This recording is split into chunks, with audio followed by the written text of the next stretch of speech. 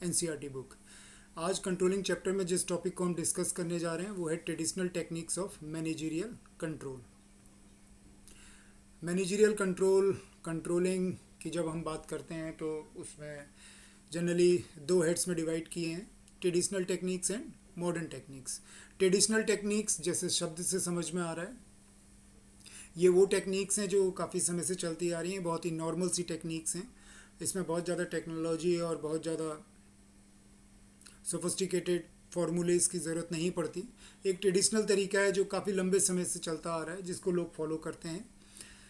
ये traditional techniques जो हैं ये इंडस्ट्री में, चाहे छोटी इंडस्ट्री हो चाहे बड़ी इंडस्ट्री हो, एक ओवरव्यू के रूप में तकरीबन सभी जगह ये ट्रेडिशनल टेक्निक्स अपनाई जाती हैं। बहुत ज़्यादा आप इन पे रिलायबल हों या ये रिलायबल उतना इम्पेक्ट ना करती हों या उतनी एक्यूरेसी आपको ना देती हों, बट आपको एक ओवरव्यू ये ज़रूर देती हैं।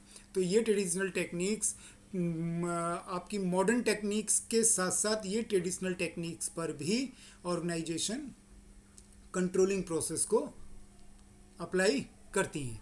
जैसे ट्रेडिशनल टेक्निक में पहला आता है पर्सनल ऑब्जर्वेशन। पर्सनल ऑब्जर्वेशन जो है, पर्सनल ऑब्जर्वेशन एक तरह का, आप ये कहिए कि ये एक साइकोलॉजिकल इम्पैक्ट डालता है कि जब एक आदमी को पता है, एक वर्कर को पता है कि उसका सुपरवाइज़र उसको मॉनिटर कर रहा है, उसको देख रहा है, उसको रीड कर रहा है, उसके काम करने को देख रहा है, उसकी जो रिपोर्ट्स हैं, उसका जो आने जाने का समय है उसको नोटिस किया जा रहा है। एक सुपरवाइज़र को पता है कि उसको उसका मैनेजर लुक आफ्टर कर रहा है, उसको उसका मैनेजर कंट्रोल कर रहा है, उसका मैनेजर उसको देख रहा है, उसका मैनेजर उसकी उसकी उसकी एक्टिविटीज़ को नोटिस कर रहा है। इसी तरह एक मैनेजर को पता है कि उसका सीनियर मैनेजर उसको सेम उसी तरीके से पर्सनली ऑब्जर्व कर रहा है। तो ये एक साइकोलॉजिकल इम्पैक्ट डालता है सभी लेवल के वर्कर्स पे, हायरार्की में तकरीबन सभी लोगों पर ये एक साइकोलॉजिकल प्रेशर आता है कि हाँ, मुझे कहीं ना कहीं किसी ना किसी कोने से देखा जा रहा है, तो मुझे अपने काम को एक फोकस वे में करना है, एक सही तरीके से करना है और मुझे काम करना है।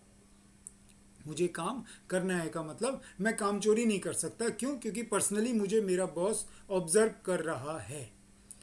वो हायरार्की का कोई भी लेवल हो, उस लेवल पे ये एक साइकोलॉजिकल इम्पैक्ट रहता है।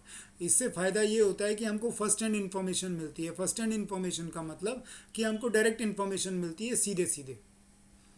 सीधे सीधे का मतलब हमसे अगर कोई पूछता है कि भाई फला फला वर्कर आज कितने बजे आया, तो आपको कोई रिकॉर्ड और उसका एनालिसिस करने की ज़रूरत नहीं है, कोई स्टैटिकल रिपोर्ट्स की या किसी तरह के टेबल चार्ट्स की आपको ज़रूरत नहीं है। आप डायरेक्ट बता सकते हो कि हाँ, ये आज 8 बजे सुबह रिपोर्ट इसने कर दिया, इसका रिपोर्टिंग टाइम 8 बजे था, इसने सुबह 8 बजे रिपोर्ट कर दिया था। फर्स्ट हैंड इन्फॉर्मेशन है आपकी, टू द पॉइंट इन्फॉर्मेशन है, डायरेक्ट इन्फॉर्मेशन है। ठीक से काम करता है, सही काम करता है या ठीक से काम नहीं करता, काम में थोड़ी लापरवाही रहती है, फर्स्ट हैंड इन्फॉर्मेशन। विदाउट उसके रिजल्ट्स का एनालिसिस करना, ये सब की ज़रूरत नहीं पड़ती। फर्स्ट हैंड इन्फॉर्मेशन हमको पर्सनल ऑब्जर्वेशन से मिल जाती है। इस पर्सनल ऑब्जर्वेशन का एक छोटा सा ड्रॉबैक ये है कि इस पर आप बहुत ज़्यादा विश्वास नहीं कर सकते। इसमें बहुत ज़्यादा मेहनत लगती है, टाइम कंज्यूम होता है। एक सुपरवाइज़र, एक मैनेजर भाई अगर लोगों को सिर्फ देखता रहेगा, उनकी एक्टिविटीज़ ही नोटिस करता रहेगा, तो अपने बाकी काम, अपने बाकी रोल्स को कैसे प्ले करेगा? टाइम कंज्यूमिंग है।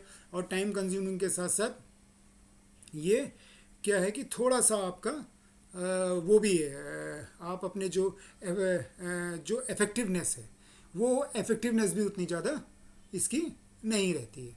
लेस इफेक्टिव है एंड टाइम कंज्यूमिंग प्रोसेस है, बट ये मायने रखता है। स्टैटिकल रिपोर्ट्स कौन सी रिपोर्ट्स होती हैं? स्टैटिकल रिपोर्ट्स वो रिपोर्ट्स होती हैं कि जिसमें हम एक तरीके से जो स्टैंडर्ड हमने फिक्स किए थे, हमने पहले ही पढ़ा था कि कंट्रोलिंग क्या है। कंट्रोलिंग में क्या है कि हम ये देखते हैं कि हमने अपने स्टैंडर्ड्स कौन से बना रखे थे, अपने टारगेट्स क्या फ्रीज किए थे हर प्रोसेस पे।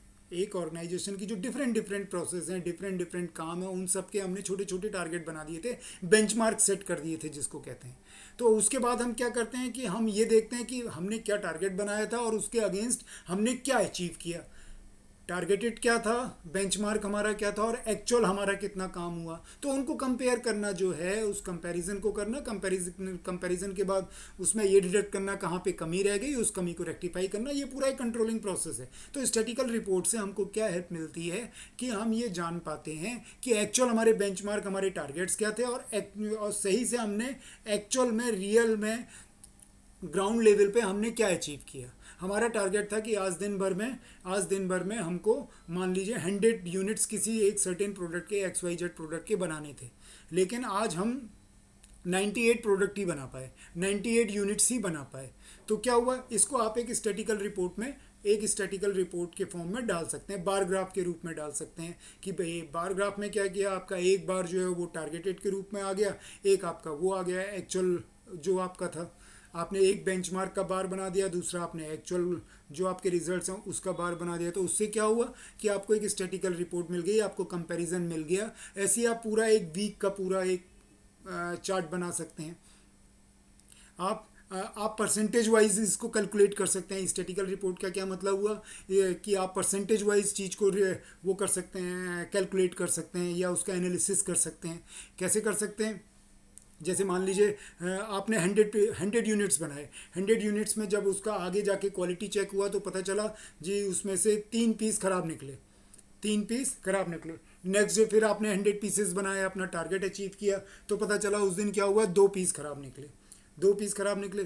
तो आपके पास क्या हुआ कि आपके पास वो आ गया, आपको परसेंटेज पता चल गई कि एवरेज परसेंटेज कितनी आ रही है। क्योंकि पहले दिन आपने 3 पीस खराब किए, 100 में अगर 3 पीस खराब हो रहे हैं तो एवरेज आपका जो वेस्टेज जा रहा है, जो आपका ख़राब मटेरियल बन रहा है वो 3% का है, अगले दिन वो 2% रह गया, तो एवरेज कितना निकला 2.5%। तो ये हमको बहुत ही आसानी से पता चल जाएगा कि हमारा जो सामान ख़राब बन रहा है, वो जो ख़राब हो रहा है या जो वेस्ट बन रहा है वो हमारा 2.5% का एवरेज आ रहा है। क्या ये परमिसिबल लिमिट्स में है या नहीं, अगर परमिसिबल लिमिट्स में है तो ठीक है, इट्स ओके, गो अहेड वाली बात है। अगर परमिसिबल लिमिट्स में नहीं है, परमिसिबल लिमिट को क्रॉस कर रहा है, तो फाइंड आउट द रीज़न क्यों ये 2% 2.5% का वेस्टेज जा रहा है।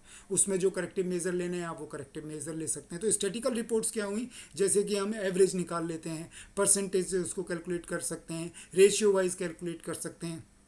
स्टैटिकल चार्ट्स बनते हैं, स्टैटिकल चार्ट्स में जैसे आपके बार ग्राफ हो गए, ग्राफ्स हो गए, टेबल्स हो गए, तो इन सब फॉर्म से आप अपनी एक स्टैटिकल रिपोर्ट्स बनाते हैं और जिसमें आप दोनों चीज़ें मेंशन करते हैं कि आपके बेंचमार्क क्या थे, आपके स्टैंडर्ड्स क्या थे, आपके टारगेट्स क्या थे।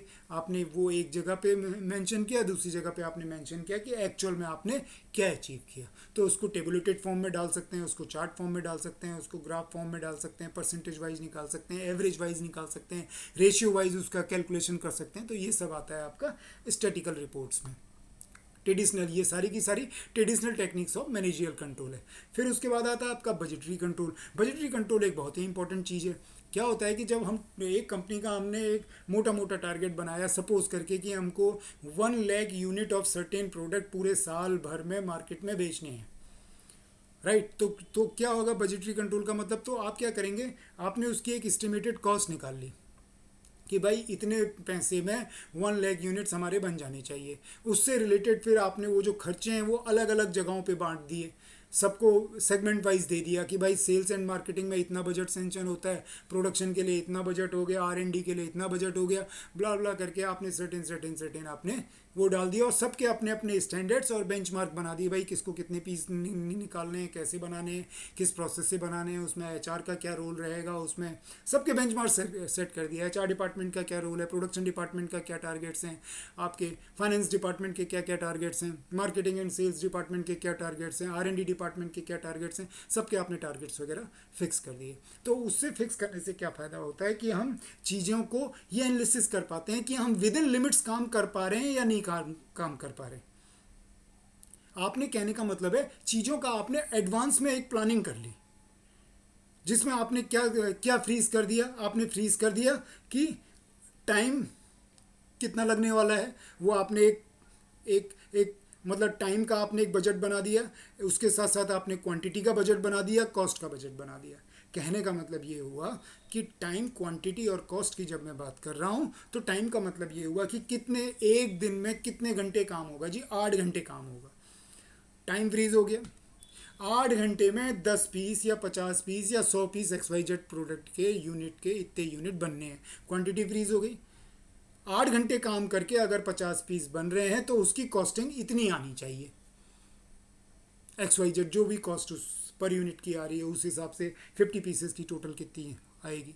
तो ये क्या हुआ कि आपने एक तरीके से एडवांस में प्लानिंग कर ली। अब इसमें आप चेक कर सकते हो कहाँ पे क्या कमी रही, क्योंकि अल्टीमेटली कंट्रोलिंग में क्या है कि हमको स्टैंडर्ड्स, जो हमारे बेंचमार्क, जो हमारे स्टैंडर्ड टारगेट्स हैं, उनको हमने ये चेक करना है कि एक्चुअल में क्या चल रहा है और क्या हमने फ्रीज किया था। तभी तो आप at the end of the year अपने बेंचमार्क, अपने अपने जो प्रोजेक्टेड ऑब्जेक्टिव्स हैं उनको हासिल कर पाओगे।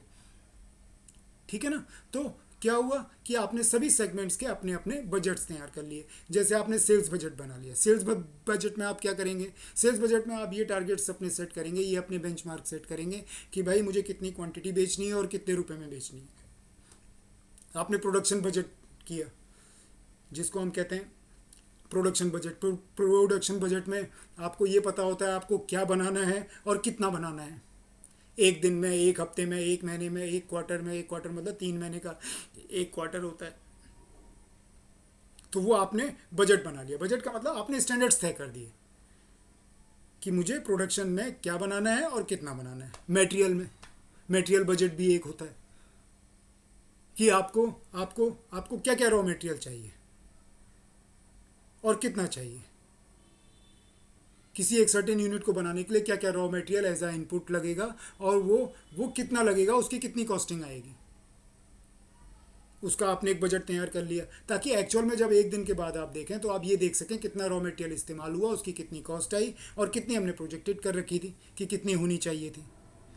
ऐसी कैपिटल बजट होता है। कैपिटल बजट एक्चुअली क्या होता है, कैपिटल बजट कहते हैं उस बजट को जो हम इन्वेस्टमेंट करते हैं एक लॉन्ग टर्म प्लानिंग के रूप में। कैपिटल बजट कभी भी डेली यूजेस के काम में या वीकली या मंथली यूजेस के काम में नहीं होता है। लॉन्ग टर्म जो हमारे इन्वेस्टमेंट्स होते हैं उनको हम कैपिटल बजट कहते हैं या कैपिटल इन्वेस्टमेंट कहते हैं। कैपिटल इन्वेस्टमेंट का मतलब हो गया जैसे कुछ आपने प्लान किया कि भाई हमारी टेक्नोलॉजी ऑब्सोल्यूट हो रही है या पुरानी हो रही है, हमको नई मशीनरीज एंड इक्विपमेंट्स खरीदने हैं। तो फैक्ट्री में डेली के डेली तो नई नई मशीनें नहीं लगती। ये कैपिटल इन्वेस्टमेंट है, इसमें पैसा भी ज़्यादा लगता है और उसका इम्पैक्ट भी बहुत लंबे समय तक जाता है। आपको लग रहा है आपको अपना प्रोडक्शन बढ़ाना है, आपके टारगेट्स बढ़ रहे हैं, मार्केट में डिमांड ज़्यादा आ रही है, आपको नया यूनिट खड़ा करना है, नई फैक्ट्री डालनी है, नया शेड बनाना है नया फैक्ट्री का। ये क्या हुआ, कैपिटल इन्वेस्टमेंट हुआ। तो इसके लिए भी आप अपना एक कैपिटल बजट सेट करके रखते हैं। भाई सामान रखने के लिए जगह कम पड़ रही, नया वेयर हाउस बनाना है, नया गोडाउन बनाना है।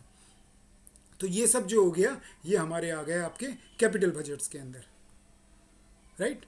इन्वेंट्री, जो आपका स्टॉक होता है, आपके पास कितना स्पेयर में माल पड़ा हुआ है, कितना ऐसा माल है जो अभी मार्केट में नहीं बिका, बन गया लेकिन बिका नहीं, वो भी अपने आप में एक कैपिटल इन्वेस्टमेंट हो जाता है।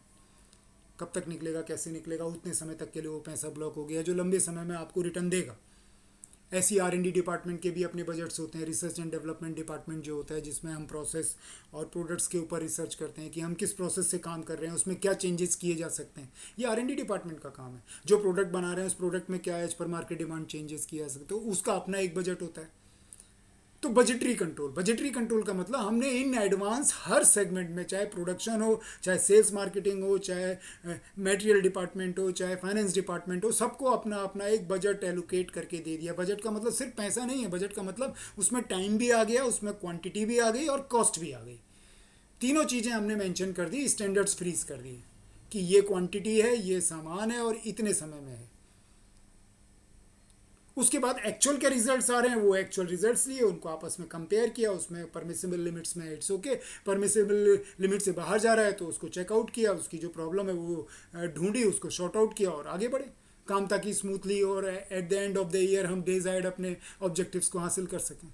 तो बजटरी कंट्रोल एक बहुत ही इंपॉर्टेंट रोल प्ले करता है मैनेजरियल कंट्रोल सिस्टम में, जो ट्रेडिशनल टेक्निक्स का एक हिस्सा है। फ़ायदे की बात करें तो मतलब इसके क्या एडवांटेजेस हैं, बजटरी कंट्रोल से एक ऑर्गेनाइजेशन को क्या फ़ायदा मिलता है। जबकि अगर हम पहले से किसी चीज़ का बजट बना लें, कुछ एस्टिमेट, कुछ स्टैंडर्ड्स, कुछ अपने बेंचमार्क अगर बना लेते हैं, तो उससे एक ऑर्गेनाइजेशन को क्या एडवांटेज होता है, focus on specific and time bound targets. क्योंकि पहले से पता होता है कि हमको कौन सा काम कितने समय पे ख़त्म करना है और कौन कौन से स्पेसिफिक काम है। आपका सेल्स डिपार्टमेंट को पता है उसका क्या काम है, फाइनेंस डिपार्टमेंट को पता है उसके पास क्या टारगेट्स दिए गए हैं, और तो इसी तरह हर डिपार्टमेंट को ये पता होता है कि किस डिपार्टमेंट में क्या काम होना है, कितना काम होना है और कितने समय पे ये काम होना है। वो टारगेट्स का क्योंकि पता है, बेंचमार्क से ऑलरेडी सेट हो चुके हैं, स्टैंडर्ड्स बन चुके हैं, तो उसके अकॉर्डिंग सबको काम करना है और एक सर्टेन टाइम लिमिट के अंदर उस काम को ख़त्म करना है। जो भी XYZ आपने अपने टारगेट्स बना रखे हैं, ताकि ईयर एंड में हम अपने ऑब्जेक्टिव्स और गोल्स को, कंपनी के ऑब्जेक्टिव्स और गोल्स को अचीव कर सकें। तो focus on specific and time bound targets, हमारा सारा ध्यान जो रहता है वो specific and time bound target, जो भी हमें काम कंप्लीट करना है वो एक सर्टेन कॉस्ट के अंदर और एक सर्टेन टाइम फ्रेम के अंदर हमें वो कंप्लीट करना ही करना है। सोर्स ऑफ मोटिवेशन क्यों होता है? क्योंकि एम्प्लॉयज़ को पहले से पता होता है कि स्टैंडर्ड्स क्या सेट हैं, हमको कहाँ तक पहुँचना है, हमें क्या करना है, हमें कैसे करना है और हमको कितने समय में क्या चीज़ बनानी है, कितने समय पे क्या काम करना है। ये चीज़ जब एक एम्प्लॉय को पहले से पता है तो वो अपने आप में एक सोर्स ऑफ मोटिवेशन का काम करता है, एक आपको प्रेरणा देता है कि आपको अपने काम को कितना स्पीड अप करना है, आप कितने पीछे चल रहे हैं, कितना और तेज़ चलना है, ताकि आप अपने टारगेट को टच कर सकें, अपने बेंचमार्क तक आप सही से पहुंच सकें। क्योंकि बजट से आपको, बजटरी कंट्रोल के जो फिगर्स आपको दिए गए हैं उससे आपको पता चल जाता है कि आपको क्या काम करना है, कितना काम करना है और कितने समय में उसे कंप्लीट करना है, राइट। तो ये क्या होता है, ये अपने आप में एम्प्लॉयज़ को मोटिवेट करता है अच्छा काम करने के लिए, बेटर काम करने के लिए और एफिशिएंट काम करने के लिए। ऑप्टिमम यूटिलाइजेशन ऑफ रिसोर्सेज जो इनपुट रिसोर्सेज हैं उनका सही इस्तेमाल हो पाता है। क्योंकि आपको पहले से ही उसके स्टैंडर्ड्स पता हैं, आपको मालूम है कि अगर आपको एक यूनिट प्रोडक्ट को बनाना है तो उसमें कितना रॉ मटेरियल लगेगा, उसमें कितनी एनर्जी लगेगी, उसमें कितनी लेबर कॉस्ट आएगी, उसकी पैकेजिंग का खर्चा कितना होगा, वो सारे स्टैंडर्ड्स ऑलरेडी तय हैं। तो जो भी आपके इनपुट रिसोर्सेज हैं उसका आप बिल्कुल सही इस्तेमाल करते हो। इसमें मिनिमम यूटिलाइजेशन या मैक्सिमम यूटिलाइजेशन वर्ड नहीं आया है, ऑप्टिमम मतलब जितना ज़रूरत है आप उतना रिसोर्सेज का पूरी तरीके से इस्तेमाल कर पाते हैं और वेस्टेज को मिनिमाइज कर पाते हैं। जितना वेस्ट आप मिनिमाइज करोगे, जितना वेस्टेज आप कम करोगे, जितनी क्वालिटी की तरफ ज़्यादा आप ध्यान दोगे, उतने आपके प्रॉफिट मार्जिन्स आगे जाके बढ़ जाते हैं। तो अगर आपके पास बजटरी कंट्रोल, बजटेड चीज़ें पहले से ही हैं, स्टैंडर्ड्स आपके पास पहले से ही हैं, तो आप रिसोर्सेज का बेस्ट इस्तेमाल कर पाते हैं। हेल्पफुल इन कोऑर्डिनेशन, इससे कोऑर्डिनेशन में बहुत मदद मिलती है। मतलब जैसे फॉर एग्जांपल मार्केटिंग वाले से आपने कोऑर्डिनेट किया प्रोडक्शन वाले ने, क्योंकि जो डिमांड आ रही है, प्रोडक्ट की जो डिमांड आ रही है वो मार्केट से आ रही है, तो ये प्रोडक्शन वाले को जब पता चलेगा तो प्रोडक्शन वाला उसी स्पीड के साथ अपने प्रोडक्ट को आगे बनाएगा। कहाँ पे उसको अपने प्रोडक्ट को बहुत तेज़ी से बनाना है, कहाँ पे उस प्रोसेस को एक एवरेज स्पीड के साथ करना है और किस मूवमेंट पे उसको अपने प्रोडक्ट के प्रोडक्शन के लिए अपनी स्पीड को थोड़ा सा कम करना है। ये अगर वो मार्केटिंग वाले सेल्स डिपार्टमेंट के साथ प्रोडक्शन डिपार्टमेंट अगर कोऑर्डिनेट करेगा तो उसके अकॉर्डिंग वो अच्छा प्रोडक्शन कर सकता है, सामान आपका बर्बाद नहीं होता, वेस्ट नहीं जाता, बहुत दिनों तक आपका स्टॉक एक जगह पे नहीं रुका रहता, एक फ्लो, एक मूवमेंट में चलता रहता है, राइट। इसी तरीके से अगर प्रोडक्शन डिपार्टमेंट सेल्स वालों को ये बता दे कि आज किसी कारण से हमारा इतना माल बनना था लेकिन ड्यू टू सम अर्जेंसी, कुछ ऐसी इमरजेंसी आई जिसकी वजह से ये मटेरियल इतना नहीं बन पाया, कुछ ऐसी प्रॉब्लम्स थी जो इतना मटेरियल हम नहीं बना पाए जो टारगेटेड था। तो सेल्स डिपार्टमेंट को अगर पहले से पता है तो वो उसी तरीके से उस अपने मार्केट को, अपनी मार्केट की डिमांड को वैसे ही वो एडजस्ट कर सकता है। तो अगर ये बजटरी कंट्रोल के हिसाब से सबको अपने अपने एस्टिमेट्स का पता है तो आपस में कोऑर्डिनेशन करने में, आपस में चीज़ों को कोऑर्डिनेट करने में मदद मिलती है। डायरेक्शन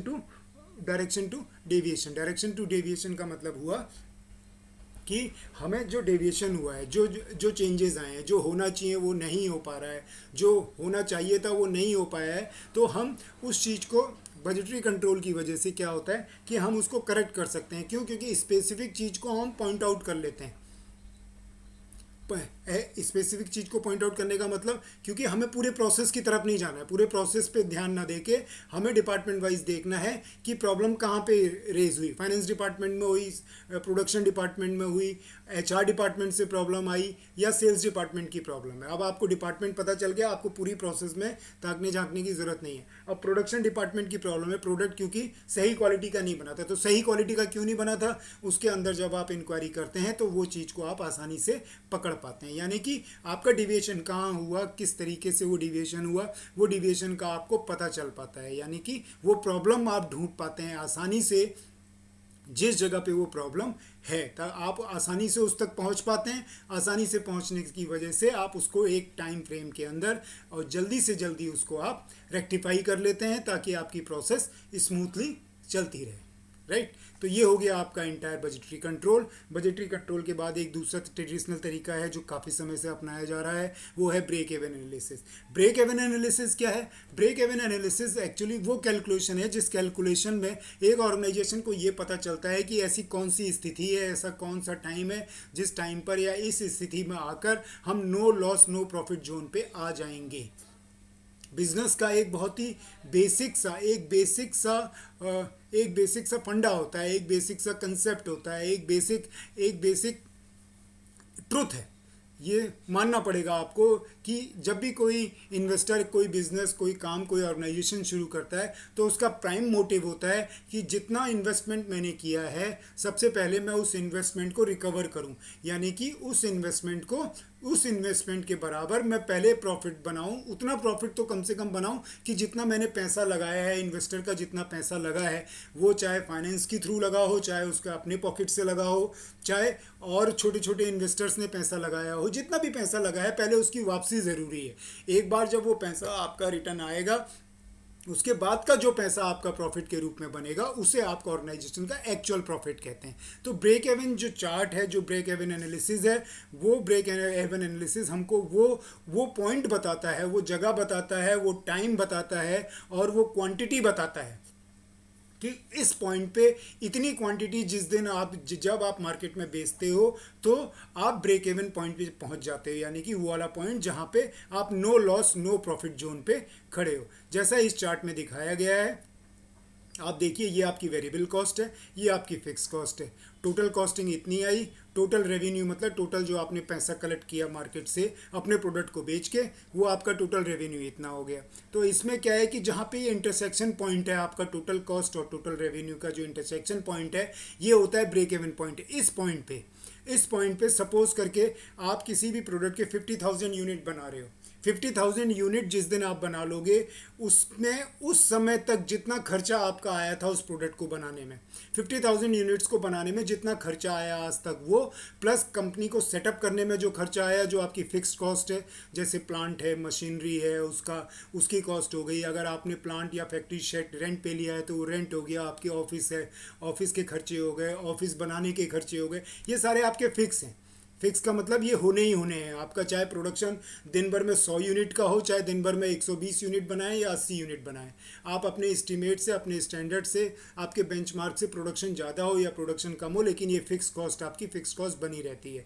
अगर एक परमानेंट एम्प्लॉय को आप सपोज करके 20,000 रुपीज़ सैलरी दे रहे हैं तो आप उसको 25,000 रुपीज़ सैलरी देंगे ही देंगे। तो कहने का मतलब ये है कि जो आपकी फिक्स सैलरीज हैं, फिक्स जो आपके एक्सपेंसेस हैं, वो क्या बनाते हैं, आपके फिक्स कॉस्ट बनाते हैं। तो यानी कि अगर आपका ये प्रोडक्ट, आपका जो टोटल जो आपने 50,000 पीस जिस दिन आपने बना लिए, उस दिन तक का जो आपका फिक्स एक्सपेंसेस थे वो आपने ऐड कर लिए, प्लस जो वेरिएबल कॉस्ट थी, वेरिएबल कॉस्ट वो कॉस्ट हुई जो प्रोडक्ट बनाने में खर्चा आता है, जो उसके इनपुट रिसोर्सेज होते हैं। इनपुट रिसोर्सेज जैसे आपका रॉ मटेरियल हो गया, रॉ मटेरियल के बाद पैकेजिंग हो गई, उसमें लगने वाली जो लेबर है उस लेबर का लेबर कॉस्ट हो गया, और उसके अलावा ट्रांसपोर्टेशन का खर्चा हो गया, सेल्स और मार्केटिंग जो एक्सपेंसेस, रिलेटेड एक्सपेंसेस हैं, वो खर्चे हो गए। ये सारे खर्चे जब आप ऐड कर लेते हैं तो वो बनाता है आपका वेरिएबल कॉस्ट।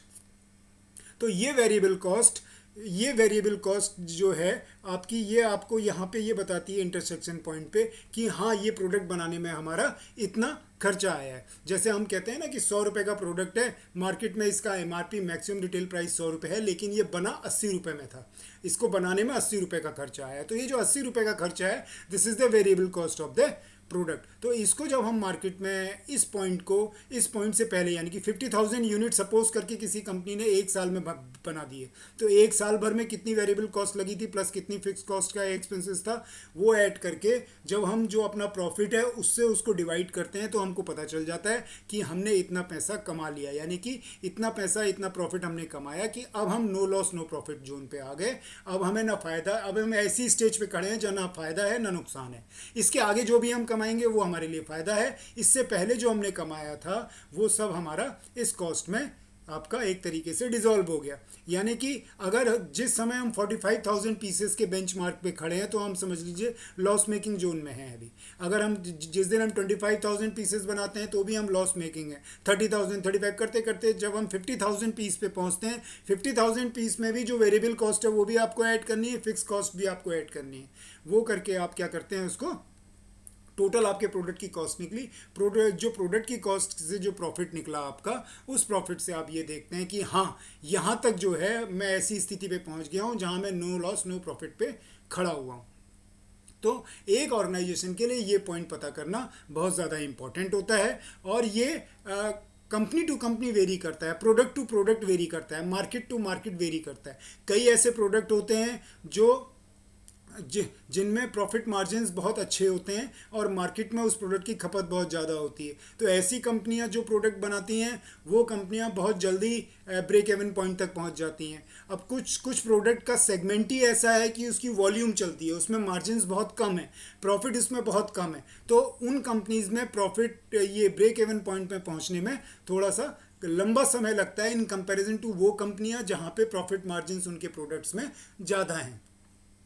तो ब्रेक इवन पॉइंट वो पॉइंट हो गया जिस पॉइंट पे कंपनी खड़े होके कहती है कि अब मैं नो लॉस नो प्रॉफिट पे हूँ, इसके आगे जो कमाऊंगी वो प्रॉफिट है, इससे पहले जो था वो आपका लॉस मेकिंग जोन था। अब ये ब्रेक इवन चार्ट से हम कैसे पता करेंगे? ब्रेक इवन चार्ट से हमने क्या किया, ब्रेक इवन पॉइंट निकालने का तरीका, फिक्स कॉस्ट आपने पकड़ ली, फिक्स कॉस्ट में फिर उसके को डिवाइड कर दिया selling price per unit minus variable cost per unit. कहने का मतलब ये है कि आपकी जो फिक्स कॉस्ट थी वो तकरीबन 10 लाख रुपए थी।